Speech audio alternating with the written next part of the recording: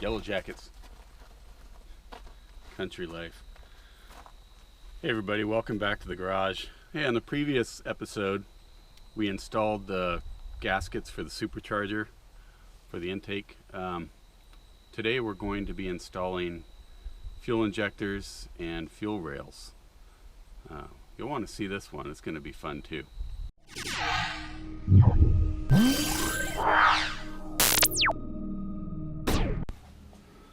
Let's start off with, I put the supercharger on a piece of wood, just a 1/2-inch piece of scrap wood I had laying around. I didn't want it sitting on the edge of the new gasket we installed. Now you can do this process before you put the gaskets on. I didn't because I wanted them clean, but you know, they'll stay clean, I'm sure. Went ahead and put some tape over the top of the rotors so nothing happens to fall in there. And what I'm going to be doing is taking some mineral spirits on the sponge here. Now, I got this at a hospital. A sponge will work, a very soft plastic bristle brush, maybe a small toothbrush. The object is to clean down inside here without scratching this at all. You don't want to scratch that. That is the sealing surface for the O-rings, of course. Now, I want to use mineral spirits instead of like acetone or brake clean because I didn't want it on the rubber of the gasket. Now, I don't know. I haven't tested these gaskets. They may be impervious to that. I don't know. I don't want to risk it. I know mineral spirits won't hurt it. So just going to clean down in there. On the other side, I've already done this side. And then blow it out with air. So as you'll see, there's a little bit of crud down in that crack. That one's not too bad. That one's okay. Just garbage down in there. We want to clean that out. Get it all nice and pretty.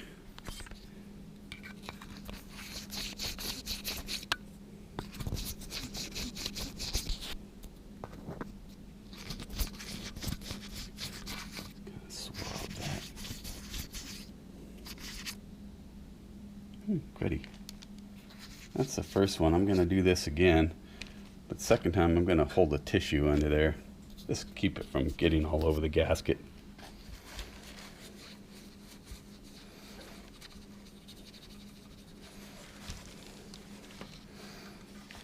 I really think a bristle brush probably would have worked better, but I don't have one.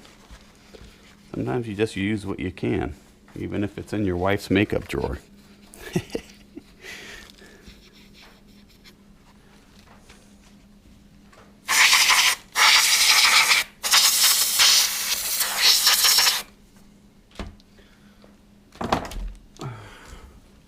Or you can just use one of these.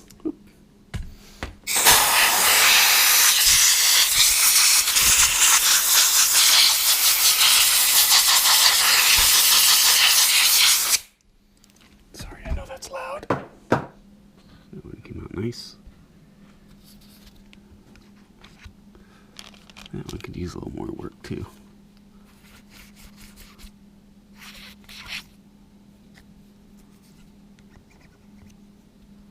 You can see where the O-ring had sat down in there at the very bottom. It's shiny. So just want to do what you can to get the dirt out. So you can see the dark area, that dark band at the bottom. That's actually above where the O-ring's going to sit. That is staining from contamination of some sort. It's clean as far as you can't feel it. So the O-ring should be fine. It should be sitting in that silver area down there that's clean. The staining shouldn't hurt anything. I could be wrong, but I believe it'll be alright. So here we have the Aeroflow fuel rail. I've already got the caps in and my adapters. Here's where the injectors go, of course. And we're starting to get this set up. I need to put the mounting brackets on. And there was nothing in the instructions about Loctiting those, but We're going to use some blue on it. I don't want those loosening up. They supply these Allen head screws. I'm not going to use these. I'm going to use the hold down bolts for the LSA cover. My cover still fits. I don't know if it will fit once I'm done with this, but we'll find out. And then we're going to be installing Fuel Injector Clinic 1200cc injectors.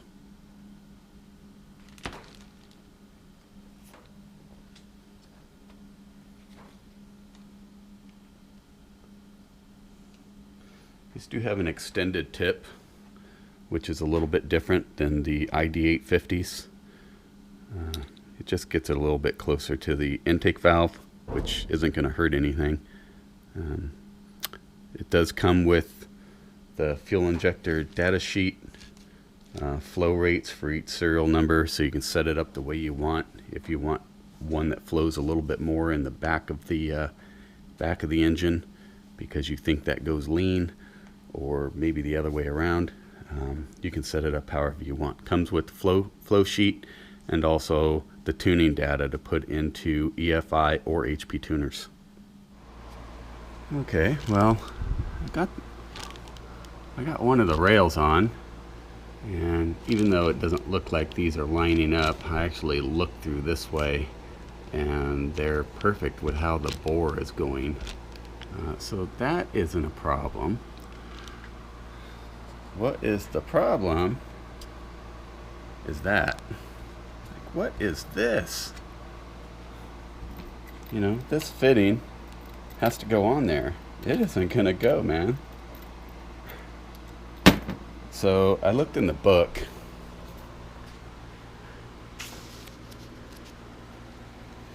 and you can see here looks like the fuel injection wiring harness mounts to that, but mine doesn't mount to it. Never has. So I mean, that's what those bolts would be for, is for the bracket that holds the fuel injection harness. Supposedly it clips on there. Maybe it does it on the CTSV. I'm not sure. So we're gonna have to cut that off. I'm not returning the rail, it's assembled. Didn't catch that before, and it doesn't look like it's gonna be a problem. I just have to cut it off. So I covered all this up with tape so I don't get any filings or anything in there. And we're gonna pop this off, take the rail off, and just trim that close. Shouldn't be a big deal. It's just another thing I gotta do. I'm getting ready to cut these tabs off that aren't used in my application. I put the whole supercharger in a bag, tied it closed, and then I taped around it to seal out the aluminum oxide grindings that's going to come off of it, of the cutting wheel, and also the aluminum. I don't want it all over. It's just too hard to clean off. So I also decided to bring it outside because that stuff's abrasive and I don't want it on the Camaro's paint. So we're going to trim this off and see how that goes. It's not a perfect seal, but it'll definitely keep the majority of it out.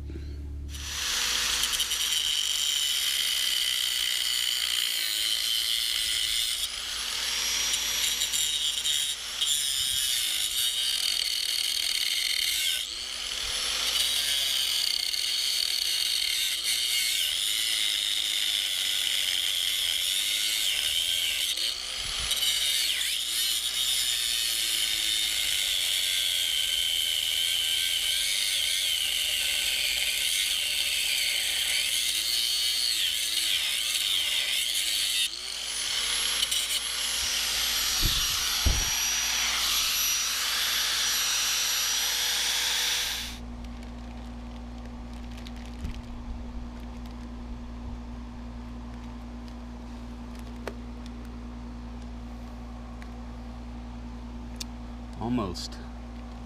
A little bit more.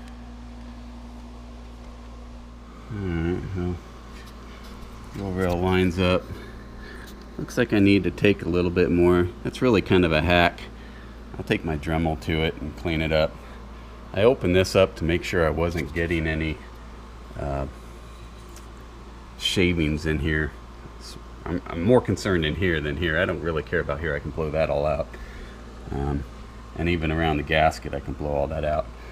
So I'm going to cover this back up with tape and just hit around there with the Dremel. This side, I actually thought this side was clearing more, but apparently I had a bit of an angle there. So I'm going to clean that up, and then we should be good.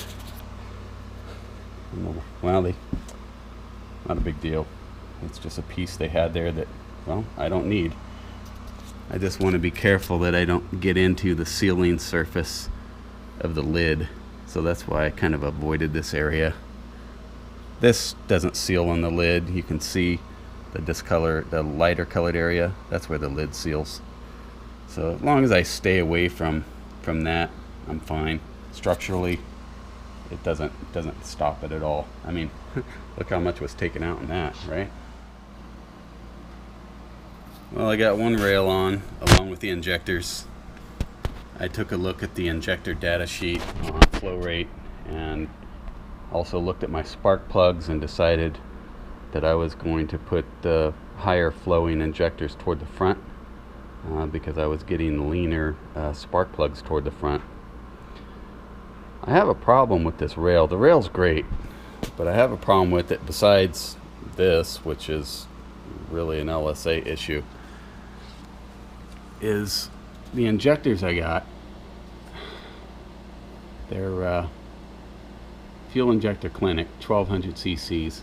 They have a different plug than my harness. I didn't think that would be a big deal. I bought these little adapters and I'll just plug them in.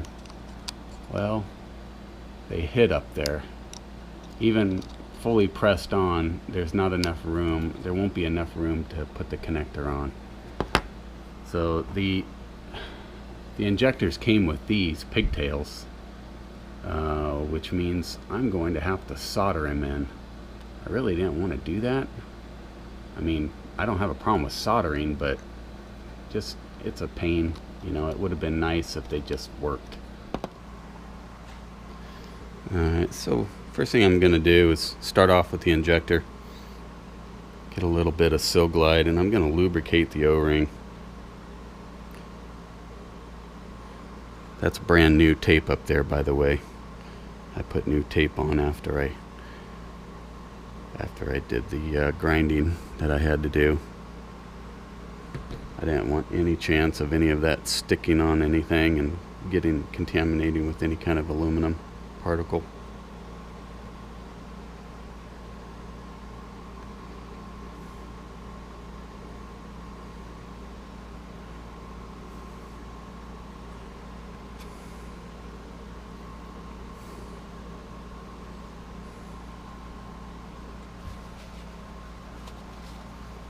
Next thing I'm going to do is I'm going to put a little bit on my pinky.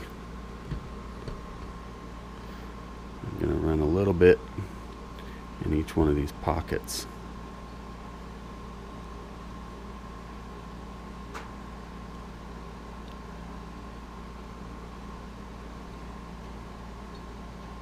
Doesn't take much. Just a little coating inside.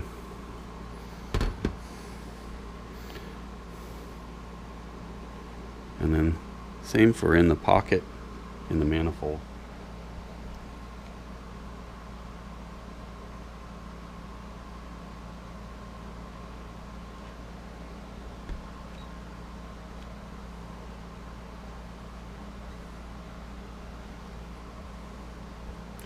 I'm working that around. I can get about halfway around. I'm going to take this sponge that I used to clean. This is a new one. I'm just going to kind of work it around, just to kind of coat in there.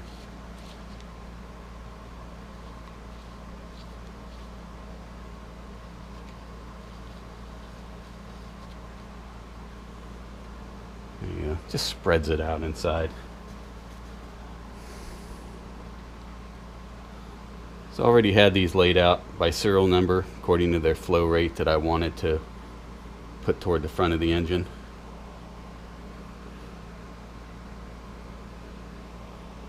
I'm just going to put the connector toward the front. So just kind of push in like that. I'll get you a close-up view here. Just put it in, just push in straight. Really doesn't take much force.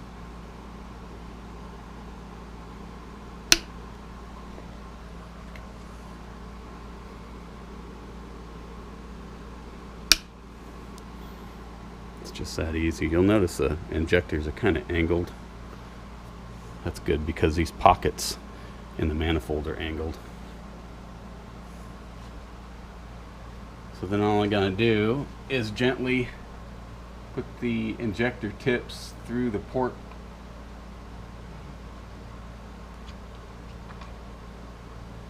The O-rings are sitting there.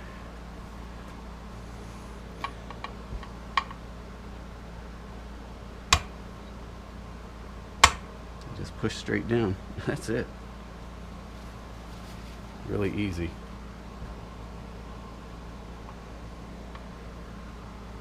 I'm going to put a little bit of blue Loctite because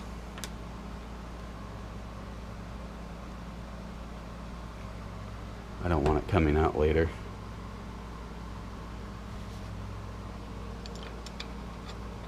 Or loosening up. More worried about loosening up.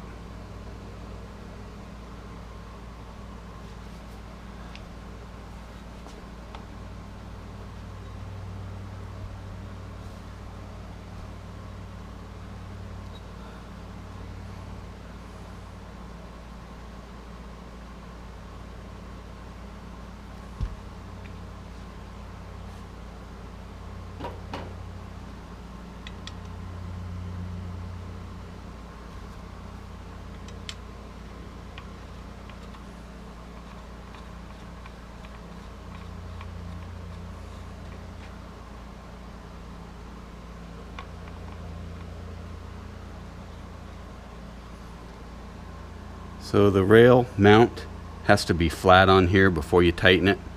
They're specific in the instructions not to use this to try to drive the injector into the bore of the intake. And you shouldn't have to. I mean, they literally just push in. They're quite easy to do.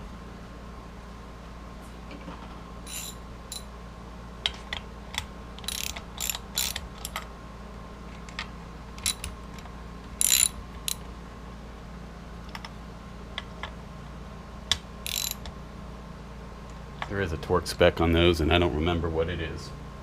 I'm really not that worried about it because that torque spec doesn't apply to the fuel rail. It applies to that holding the lid cover on, or the decorative cover. It's solid. It's not going anywhere.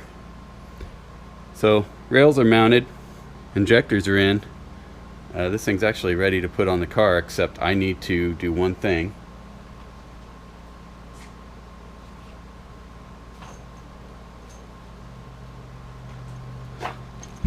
These are the bolts that came out of the Supercharger, and they're nasty. It looks like there's maybe some Loctite on there. These things need cleaned up bad, otherwise I'm not going to get a good torque result. And I mentioned about these during disassembly. Make sure you get all these out of the Supercharger before you send it to Kong's, otherwise it might lose it. You'll be buying more.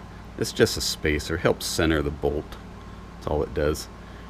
So I'm not going to bore you with cleaning these. I'm going to use a wire wheel, some solvent, clean them up, and then we'll be ready to put that on. I will have to put this back together. This is the bypass. Sorry, I don't think you can see that. The bypass butterfly in there. That's going to kind of be a pain because I don't remember exactly how that goes together. That'll be a fun one. Oh, I got a mess here to clean up. Well, I decided that stuff on the bolt, now that you can see it.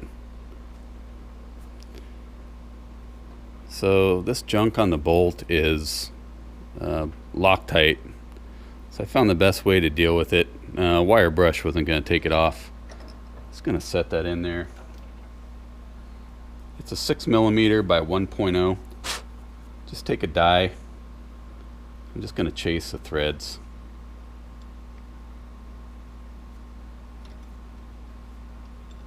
This is a cheap die from Harbor Freight. It only needs to cut through the plastic. It's not actually cutting threads, but it is cleaning them.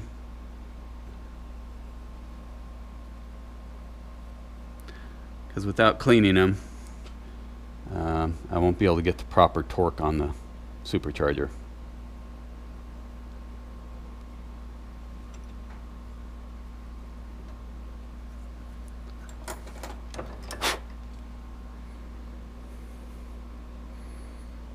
That looks a lot better.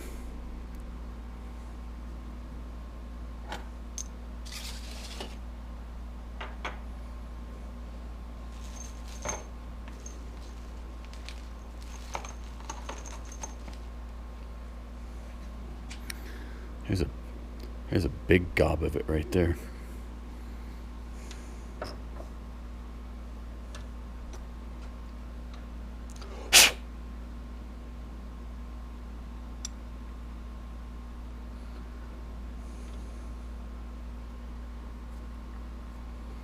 Make sure it gets started correctly.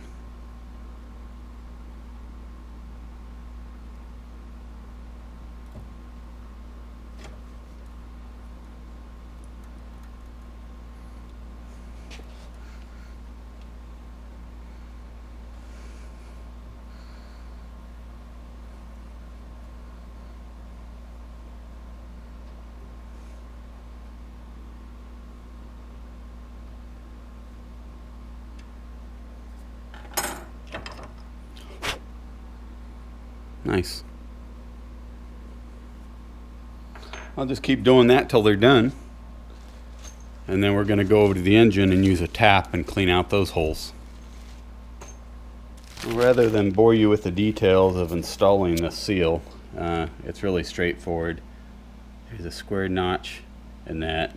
You can only get this seal in one way, and they have little index tabs, and all you do is just push it in. Another index tab, and the part number. Yep. It was needing it. I mean, it probably would have sealed fine, but this is where the boost happens. I cleaned all the oil out of this with brake cleaner and compressed air, and there was quite a bit of oil in here. My catch can is not working very well, but got the majority of it. I'm always going to have some in here. I think everybody probably has some if they run their car hard enough. Anyway, I want to put this on top of the blower so I can kind of get an idea of where my fuel lines have to lay. There's times when you take a car apart, you think, I wonder how I'm going to get that back together. This is kind of one of those things. I had adjusted it according to the manual, but now that I've taken it off, I know it's probably going to need readjusted. This is the bypass for the supercharger. So when it's not making boost, this little kind of looks like a throttle plate inside opens up, and just the rotors will just free spin. You know, they're not creating boost. It's just bypassing it. And then when you want to make boost, this vacuum solenoid, boost solenoid, it does both, closes the bypass, and all the boost goes into the lid. So I have to put this back on, and I wasn't quite sure how it goes. There's a little keyway and the key there, and I realize if I just put it in there and rotate it, it's kind of hard to see, but there is a stop that comes up against the screw. That's the adjusting screw that some people play with when they think they're bypass plate is slightly open under boost, which will make you lose a pound or so. It's definitely not good. You don't want it real tight because that plate can actually start to bind into the aluminum housing and not open at all.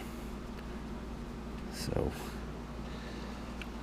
that wasn't too bad. And then you got a fitting there that goes right there, and the rest is all on the car. Should be pretty easy. So what you're wanting to do is the gap between that screw and this basically shouldn't be there. There should not be a gap there. If there's a gap there, then this plate is resting against the aluminum. I know it's resting because I can hear it click.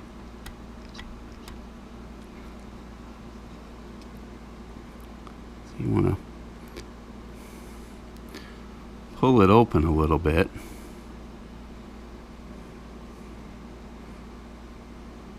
And actually the proper adjustment is with this screw. And once you get this set, then you adjust that screw.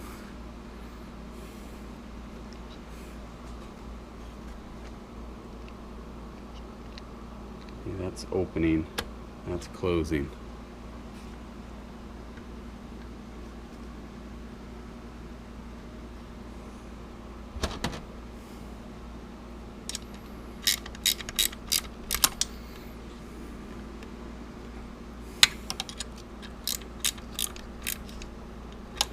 It'll be close enough for now.